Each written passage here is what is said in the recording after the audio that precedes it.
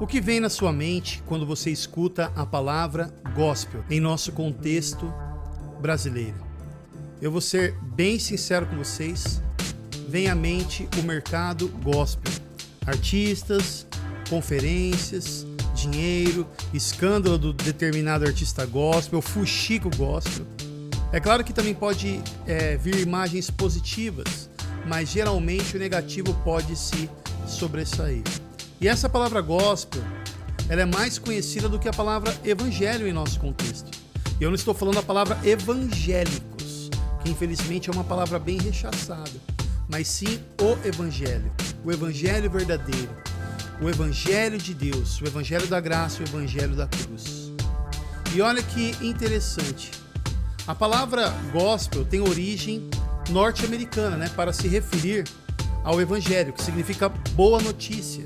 A boa notícia de Deus para nós. E a palavra evangelion no grego, traduzida por evangelho, não tem origem na igreja cristã, mas já era conhecida no mundo grego e romano. Uma palavra que vem do grego para se referir a uma boa notícia. E o arauto era aquele homem encarregado de voltar correndo e falar a boa notícia para o povo, o evangelho para o povo. Ele vinha correndo do campo de batalha antes do próprio exército para contar a boa notícia. Vencemos a guerra! Por isso que os mensageiros de Deus são chamados de arautos.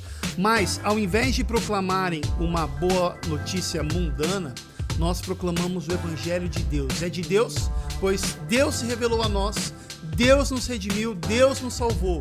O evangelho de Deus para nós através de Jesus Cristo. Por isso que o apóstolo Paulo vai dizer: não me envergonho do evangelho, pois ele é o poder de Deus para a salvação de todo aquele que nele crê. Romanos 1:16. Justificação pela fé.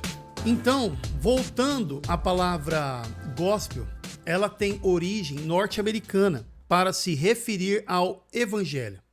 E ela vem de Godspell. Gospel, God de Deus. Spell significa a palavra história, notícia, palavra falada, palavra cantada. A grosso modo, tá, irmãos? Porque às vezes uma palavra ela se aplica a vários contextos e tem vários significados também. Godspell. E como lá tem aquela questão de uma letra muda, né? Acaba falando gospel, mas é Godspell. Certo? Então acabou se tornando gospel, por isso acho que o D mudo, né? O D acabou ficando um D mudo, né? Acabou tirando o D, né? Então significa, a grosso modo, gospel, falar de Deus no contexto norte-americano. E, por exemplo, se você for olhar na Bíblia, uma Bíblia em inglês, vai ter escrito lá The Gospel of John, ou seja, o Evangelho de João, o falar de Deus por João. E essa palavra gospel se tornou parte da cultura cristã americana para se referir ao evangelho. E é claro que, infelizmente, também se utilizam para falsos evangelhos propagados pelos falsos mestres, como, por exemplo, o Gospel of Prosperity. É isso, né? O evangelho da prosperidade. Porém, essa mesma palavra se encontra na Bíblia, o gospel, para se referir ao evangelho. E muitos irmãos fiéis já também a utilizam, como, por exemplo, o ministério The Gospel Coalition, que aqui no Brasil é Coalizão pelo Evangelho, que também tem os seus representantes da The Gospel Coalition aqui no Brasil, que é um dos melhores blogs cristãos reformados no Brasil. Pesquise aí, Coalizão pelo Evangelho, ou The Gospel Coalition, que você cairá lá no site gringo, né? Mas o que eu quero dizer com tudo isso, irmãos, eu sempre achei trágico, embora comicamente trágico, que uma grande parte do mundo gospel no contexto brasileiro não conhece o gospel verdadeiro. Carregam o nome de gospel, mas desconhecem o evangelho.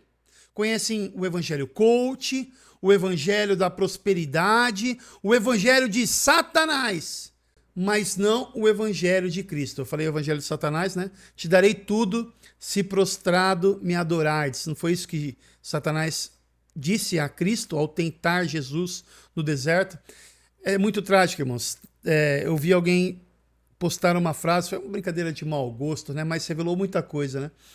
Ela disse assim, ela postou uma frase, né? Uma imagem, eu não lembro, faz tempo, escrito assim, te darei tudo se prostrado me adorardes. Se você crer nessa promessa, diga amém. Muita gente lá, amém, amém, amém, amém. Mas quem disse isso não foi Deus, e sim Satanás, né?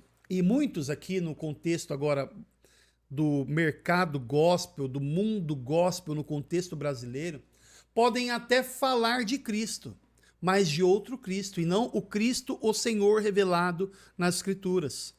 Evangélicos que não conhecem o Evangelho.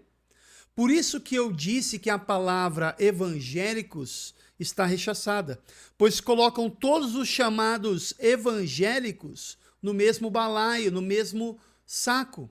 Os de igrejas saudáveis, os de igreja não saudáveis, os de igrejas bíblicas, os de igrejas que não são bíblicas, que estão mais para seitas do que igrejas.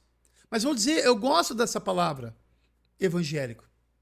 E assim como Paulo disse que ele não se envergonha, né, do evangelho, eu também não me envergonho da palavra evangélico, embora haja toda essa confusão em torno da palavra.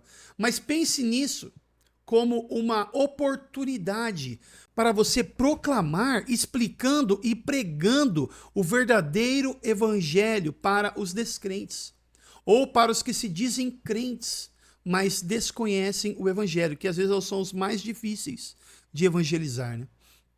Por exemplo, a pessoa te pergunta, você é evangélico? Aí você diz, sou sim. E ainda responde com outra pergunta, mas deixe eu te perguntar, como você compreende evangelho? Como você compreende evangélico?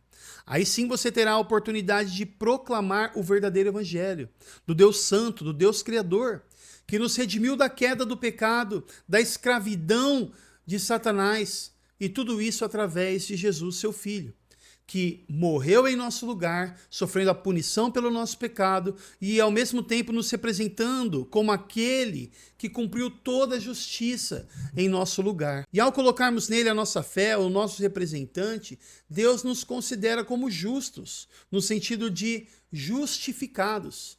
E por estarmos unidos espiritualmente com ele por meio de sua ressurreição, que ele conquistou para nós a ressurreição, a vida eterna.